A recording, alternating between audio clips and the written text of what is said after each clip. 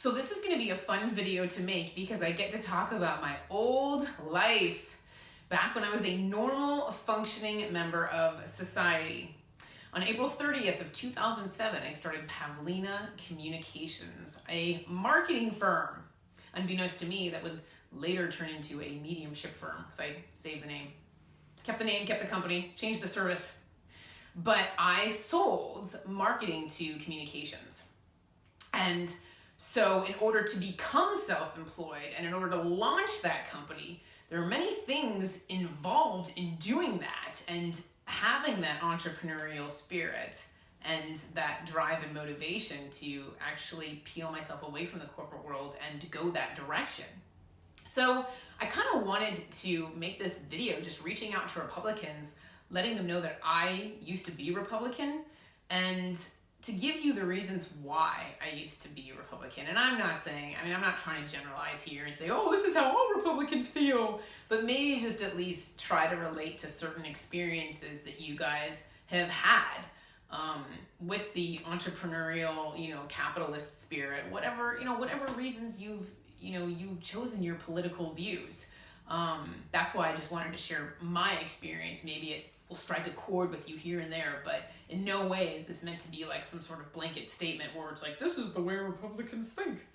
But I at least just wanted to let you guys know my story. And I was the only Republican at the dinner table. Rest of my family, Socialists and Democrats. And I used to think they were a bunch of bleeding hearts. And I was against Obamacare, didn't believe in socialized medicine, didn't believe in socialized anything. I was very, very much every man for himself. I had worked very hard to get to where I was and was not excited about people putting their hands in my pockets and trying to take my money. It pissed me off. I was like, get your hand out of my pocket.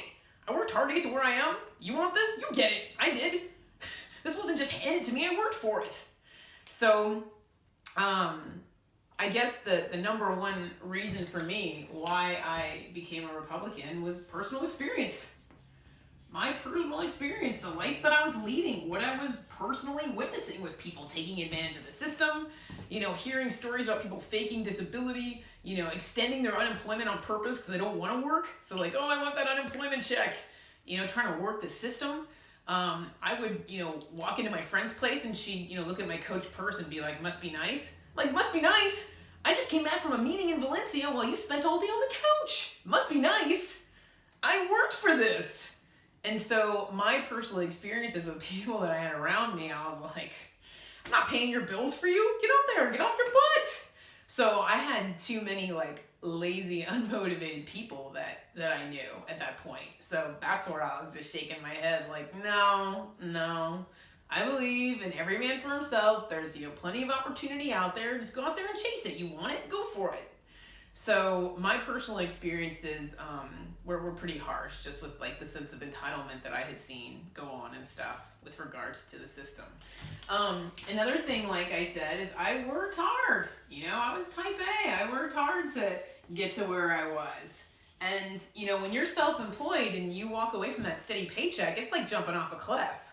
So you can't afford to just sit around. You have to be type A. You have to set goals and meet those goals and set those projections each quarter because you don't have a choice. You are relying solely on yourself for this income. So you better know what you're doing and you better put your nose to the grindstone there. And along those same lines, risk. What kind of risk did you take to start your company? Did you take all of your savings and put it into it? Instead of, maybe putting it towards buying a house, did you just put it towards your company thinking I'm going to make this money back later and then I can buy a house later? Did you delay your vacations, delay your dreams, delay, buying that nice car so that you can put your money towards this? That's the risk that you take. I know the feeling of going to the ATM and only seeing that balance go down, not up. There's no direct deposit. Unless you sell something, unless, people use your services, products, whatever, that ATM receipt's just going to go down in the beginning. That's pretty natural. When you're first launching your business, it's natural. Nobody knows who you are. Nobody even knows who you are. You have no established brand, no established name. So everyone's looking at you like, who's this young who's starting their own company? They're not even sure if you're going to be around in 2 years. They still have yet to trust you. They might sniff around and watch you. Your friends and family are sitting there staring at you like, is this person going to make or break it? You know, you just jumped off a cliff. There's a huge amount of risk involved. Huge. So that's another thing, is the risk involved, you know? All eyes on you, baby. All eyes on you, sink or swim. Are you going to make it? Are you going to be a success? Number 4, oh, this is the harshest part, the sacrifice. You know, what sacrifice are you making? Obviously, money. What sort of money did you put into it? You're betting on yourself and your own ability, your own talents, your own knowledge, your own product, your own invention, whatever made you decide to start your own company. Money. What money did you put into it? Also time. What did you have to give up time-wise? Recreation time, family time, time with your boyfriend, girlfriend, husband, wife, whatever. What did you have to give up time-wise? Are you literally all work and no play at this point, just trying to get your company off the ground? Because during this lovely sink or swim time, most of your time is going to be put into your company, trying to get it off the ground. So I personally did not have a fantastic balance of time with my company and my live-in boyfriend. I ended up spending too much time at work and lost his heart. He fell in love with somebody else. So kind of blamed myself for that one because I was working so much. He loved the bacon that I brought home, but I was never around. So yeah, that's another thing is, you know, what kind of sacrifices are you making? Are you losing, you know, is that balance not working? Are you losing people? Are people getting annoyed with you?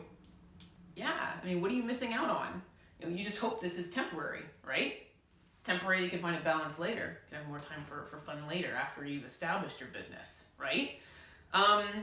Another thing is health. What about the stress on you? What's going on with your health? Are you developing anxiety?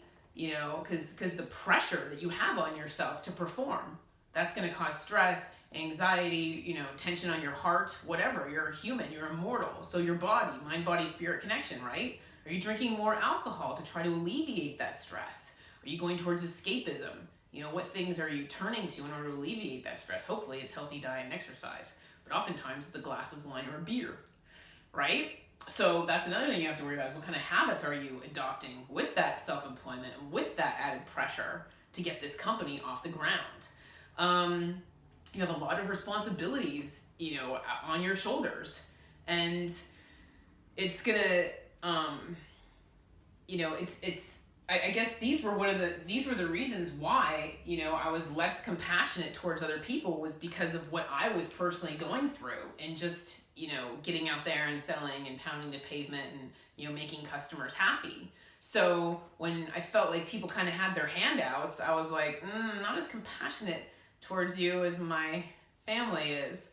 Like, I saw my family as a bunch of, you know, bleeding hearts, you know, softies.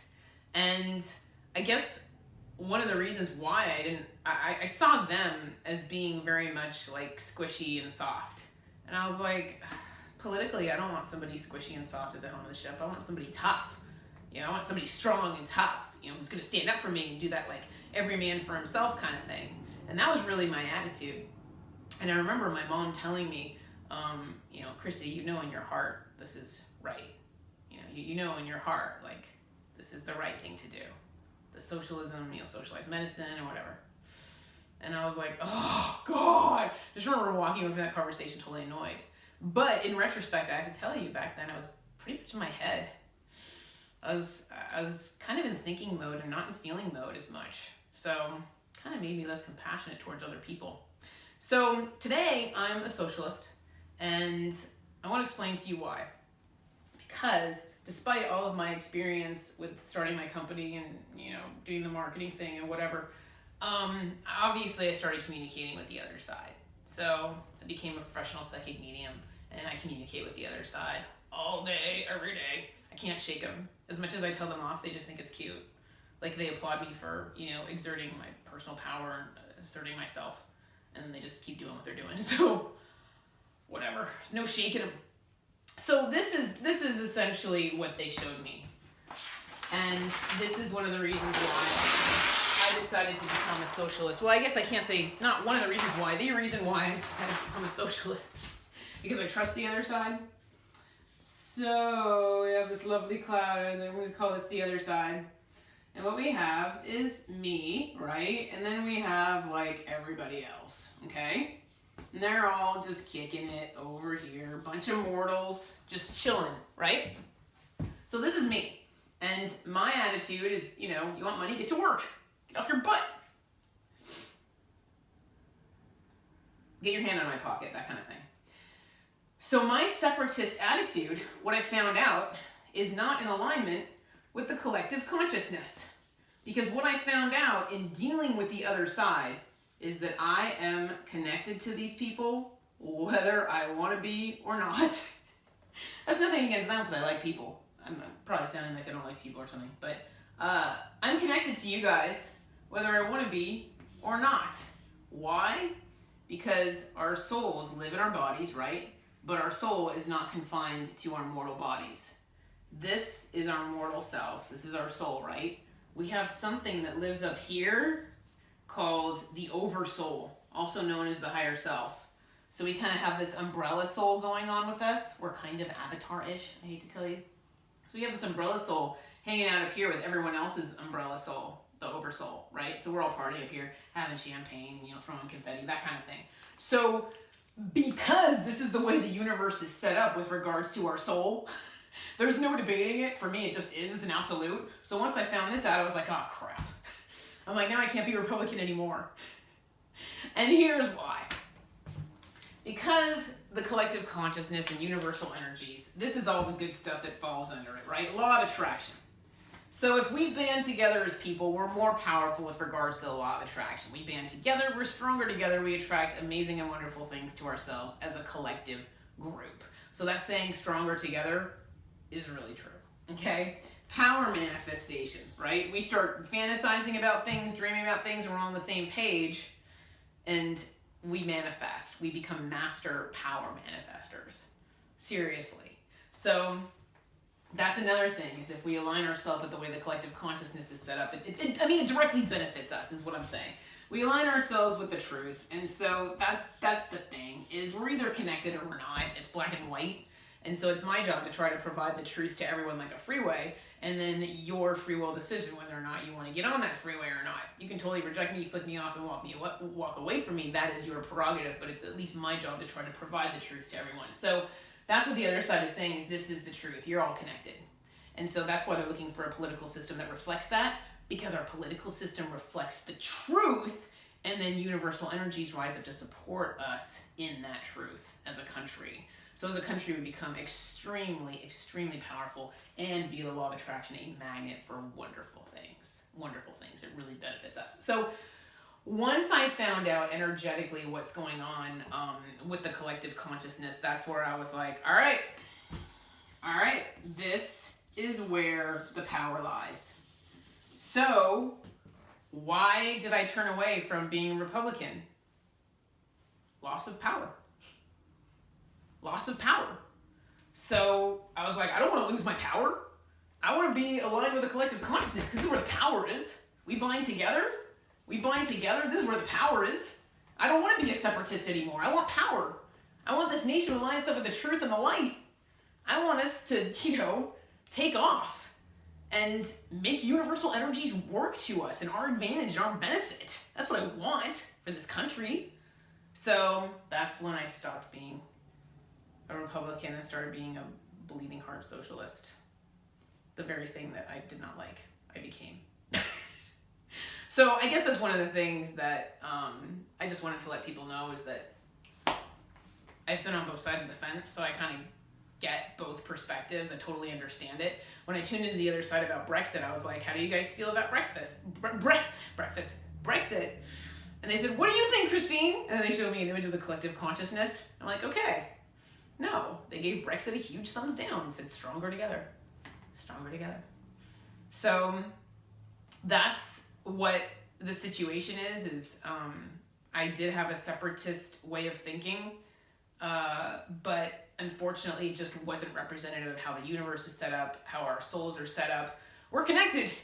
So, it's better to act like that anyway, now that I've dealt with the other side for so long, and I see, how people are manifesting for themselves. They're manifesting soulmates. They're manifesting jobs, houses. I see how they're doing that, and they're aligning themselves with the truth in order to do that.